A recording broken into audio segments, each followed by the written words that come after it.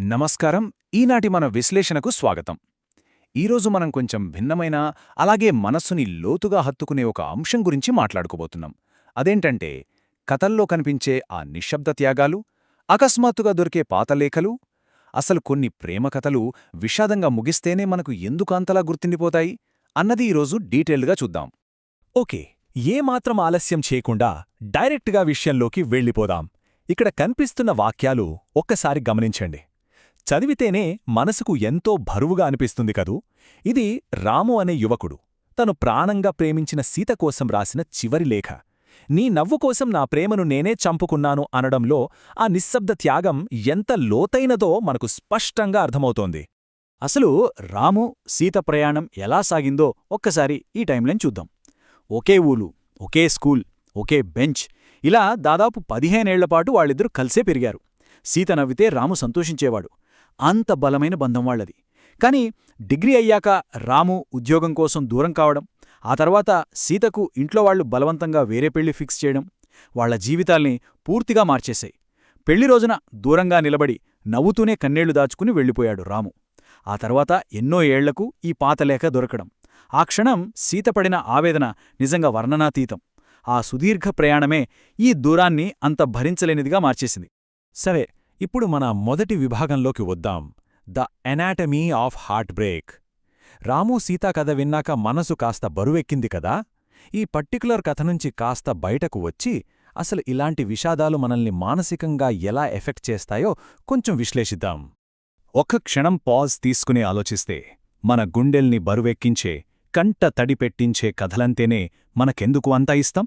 మనల్ని బాధపెట్టే విషయాలను మళ్లీ మళ్లీ పుస్తకాల్లో చదవాలని, తెరమీద చూడాలని ఎందుకనిపిస్తుంది? ఎప్పుడైనా ఆలోచించారా? ఇప్పుడిక్కడ నిజంగా ఆసక్తికరమైన విషయమేమిటంటే, హ్యాపీ ఎండింగ్స్కి అలాగే ట్రాజిక్ ఎండింగ్స్కి మధ్య ఉన్న డిఫరెన్స్ మనం స్పష్టంగా చూడొచ్చు. డెక్కన్ క్రానికల్లో స్క్రీన్ రైటర్లు విశ్లేషించినట్లుగా హ్యాపీ ఎండింగ్స్ అనేవి మనం చాలా ఈజీగా ఊహించగలిగేవి. వాటి వల్లొచ్చే సంతోషం కూడా కాస్త టెంపరీగానే ఉంటుంది. కాని ట్రాజిక్ ఎండింగ్స్ అలా కాదు. అవి మన రియల్ లైఫ్కి చాలా దగ్గరగా ఉంటాయి. వాటివల్ల కలిగే బాధ, సానుభూతి మనసుల్లో చాలా కాలంపాటు ముద్రించుకుపోతాయి. మరి ఈ విషాద కథలు ఎందుకు అంతగా సక్సెస్ అవుతాయో చూస్తే, ఈ రైటర్స్ ఉంటారు కదా, వాళ్ళు పాత్రల ఎమోషన్స్ని, వాళ్ల వల్నరబిలిటీస్ అంటే బలహీనతలను చాలా డీప్గా డిజైన్ చేస్తారు. ప్రేమ, విరహం, కోల్పోవడం అనేవి మనందరికీ తెలిసిన యూనివర్సల్ ఫీలింగ్స్. మన జీవితాల్లోని వాస్తవాలను, ఆ భయాలను ఈ కథలు అద్దం పట్టినట్లు చూపిస్తాయి కాబట్టే మనం వాటికి అంతలా కనెక్ట్ అయిపోతాం. ఇక మన తరువాతి విభాగం ఎ లెగసీ ఆఫ్ లాంగింగ్. అంటే ఈ ఎమోషనల్ కనెక్షన్ అనేది ఏదో ఈ మధ్య వచ్చిన మోడర్న్ ట్రెండ్ అనుకుంటే పొరపాటే. మన ప్రాంతీయ సాహిత్యంలో, కవిత్వంలో ఈ విరహం అనేది ఎప్పటినుంచో చాలా బలమైన పునాదులు కలిగి ఉంది. ఇది ఒక అద్భుతమైన విషయాన్ని మనకు స్పష్టం చేస్తుంది. అదేంటంటే, భారతీయ కవిత్వంలో నవరసాలున్నాయి కదా, అందులో కరుణ రసం ప్రాముఖ్యత.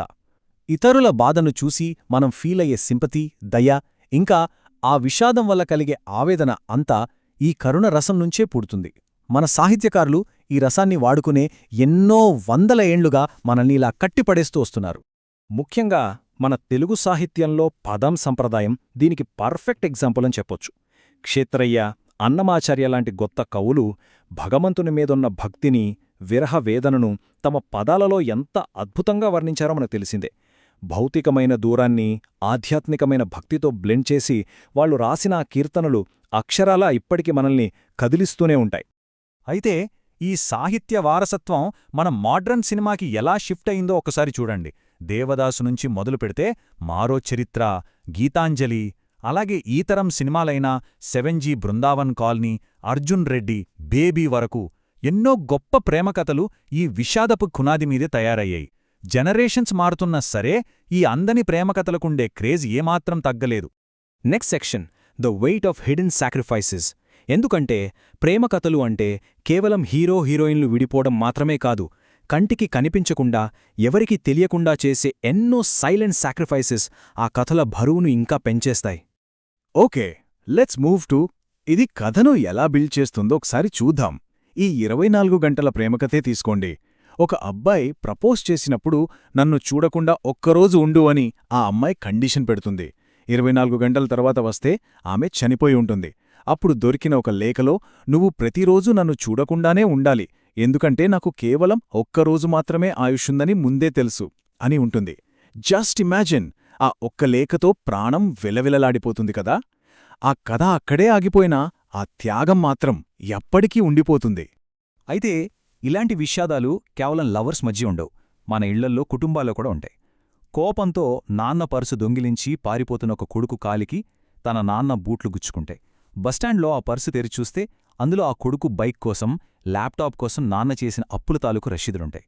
తన చిలిగిన బూట్లు మార్చుకోకుండా నాన్న చేసిన ఆ సైలెంట్ సాక్రిఫైస్ అప్పుడు ఆ కొడుకు అర్థమవుతుంది. మనకోసం తల్లిదండ్రులు పడే శ్రమ ఎంతటితో కళ్లకట్టినట్టు అనిపిస్తుంది కదా.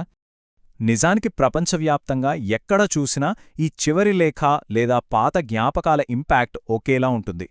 ఫేమస్ ఆథర్ రస్కిన్ బాండ్ రాసిన మై ఫాదర్స్ లాస్ట్ లెటర్ తీసుకుంటే, ఒక మనిషి దూరమయ్యాక దొరికే వాళ్ళ రాతలు, ఆ జ్ఞాపకాలు ఆ కోల్పోయిన బాధను ఎలా 100 రెట్లు పెంచుతాయో చాలా స్పష్టంగా తెలుస్తుంది.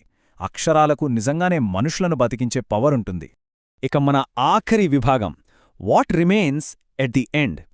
అసలు ఇంత బాధ, విరహం, త్యాగం జరిగిన తర్వాత చివరికి మిగిలేదేంటి? ఆ మిగిలిన జ్ఞాపకాలతో మన ప్రయాణం ఎలా సాగుతుంది అన్నది చూద్దాం. సో ఇక్కడ అత్యంత కీలకమైన పాయింట్ ఏంటంటే, ప్రముఖ తెలుగు రచయిత బుచ్చిబాబుగారు రాసిన ఒక అద్భుతమైన నవలుంది. దాని పేరు చివరకు మిగిలేది.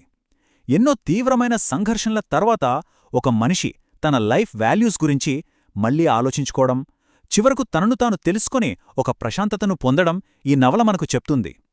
ఎంత పెద్ద విషాదం తర్వాతైనా సరే ఒక ముగింపు, ఒక పీస్ ఆఫ్ మైండ్ దొరుకుతుందనడానికి ఇదే బెస్ట్ ఎగ్జాంపుల్.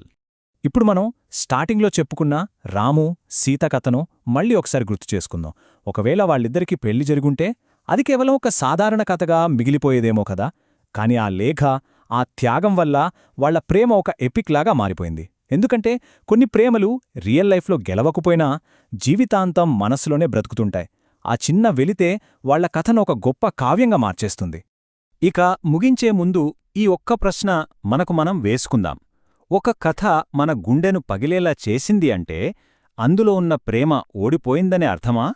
లేక అది ఎప్పటికీ చెరిగిపోని విధంగా అమరత్వంలోకి, అంటే ఇమ్మోర్టాలిటీలోకి వెళ్ళిపోయిందనే అర్థమా? ఈ లోతైన ఆలోచనను మీకే వదిలేస్తూ ఈనాటి విశ్లేషణను ఇక్కడితో ముగిద్దాం. మళ్ళీ మరొక ఇంట్రెస్టింగ్ అంశంతో కలుద్దాం.